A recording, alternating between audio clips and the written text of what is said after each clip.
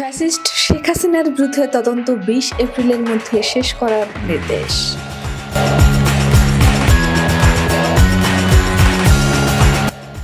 জুলাই আগস্টে গণহত্যার ঘটনায় সাবেক প্রধানমন্ত্রী শেখ হাসিনার বিরুদ্ধে দায়ের করা মামলার তদন্ত প্রতিবেদন ২০ এপ্রিলের মধ্যে দাখিলের নির্দেশ দিয়েছেন আন্তর্জাতিক অপরাধ ট্রাইব্যুনাল। মঙ্গলবার আন্তর্জাতিক অপরাধ ট্রাইব্যুনালের চেয়ারম্যান বিচারপতি মোহাম্মদ গোলাম মর্তুজা মজুমদারের নেতৃত্বে ৩ সদস্যের ট্রাইব্যুনাল এই আদেশ দেন।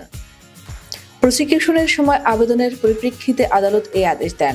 ট্রাইব্যুনালে প্রসিকিউশনের পক্ষে শুনানি করেন অতিরিক্ত চিফ প্রসিকিউটর মিজানুল ইসলাম।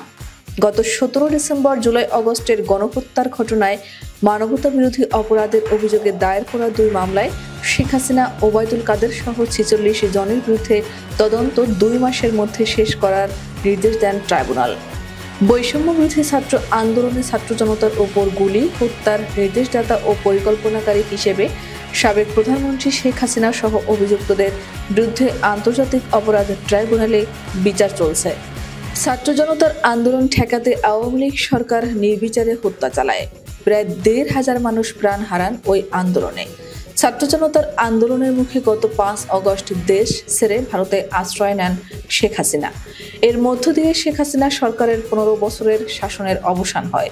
এরপর শান্তিতে নোবেলজয়ী ডক্টর মোহাম্মদ ইউনূসের নেতৃত্বে অন্তর্বর্তী সরকার দেশ পরিচালনার দায়িত্ব নিয়ে জুলাই আগস্টের গণহত্যার বিচার করার সিদ্ধান্ত নেওয়া হয়।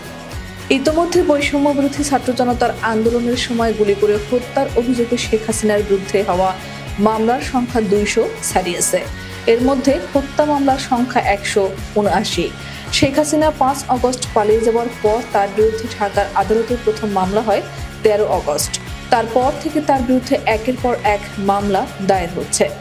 এর আগে আওয়ামী লীগের ১৫ বছরের শাসনামলে গুমের ঘটনায় শেখ হাসিনা সহ ১১ জনের বিরুদ্ধে গ্রেফতারি পরোয়ানা জারি করেছে আন্তর্জাতিক অপরাধ ট্রাইব্যুনাল। গত ৬ জানুয়ারি সোমবার প্রসিকিউশনের আবেদনের প্রেক্ষিতে বিচারপতি গোলাম মর্তুজা মজুমদারের নেতৃত্বাধীন ২ সদস্যের ট্রাইব্যুনাল এই আদেশ দেন। ১২ ফেব্রুয়ারির মধ্যে তাদের গ্রেফতার করে ট্রাইব্যুনালকে জানানোর নির্দেশ দেওয়া হয়। গুমের ঘটনায় শেখ হাসিনা ছাড়াও গ্রেফতারি পরোয়ানা জারি হওয়াদের মধ্যে আছেন সাবেক প্রতিরক্ষা বিষয়ক উপদেষ্টা অবসরপ্রাপ্ত মেজর জেনারেল তারিক আহমেদ সিদ্দিক ও পুলিশের সাবেক মহাপরিদর্শক বেনজির আহমেদ।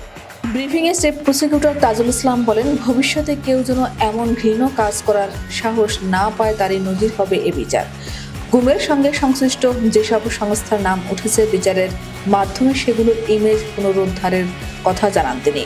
মামলাগুলোতে অভিযোগ আনা হয়েছে গত ১৫ জুলাই থেকে ৫ আগস্ট পর্যন্ত বৈষম্য বিরোধী ছাত্র আন্দোলন ও ছাত্র জনতার অভ্যুত্থানে আওয়ামী লীগ ও এর সহযোগী সংগঠনের নেতাকর্মী ও আইনশৃঙ্খলা রক্ষাকারী বাহিনীর সদস্যরা গুলি ছোড়েন।